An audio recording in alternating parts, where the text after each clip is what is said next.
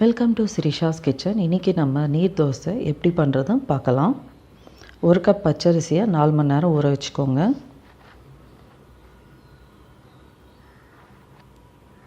½ cup தேங்காய் துருவல், தேவையான அளவு உப்பு போட்டு அரைச்சிட்டு உடனே தோசை வாத்துக்கலாம். இதில் தேவையான அளவு தண்ணி நல்லா தாராளமாக ஊற்றிக்கோங்க.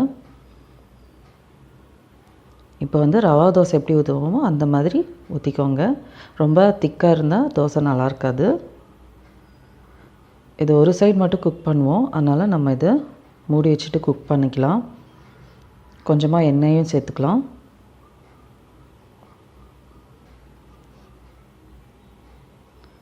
இப்போது நம்மளுக்கு நீர் தோசை தயாராகிடுச்சு.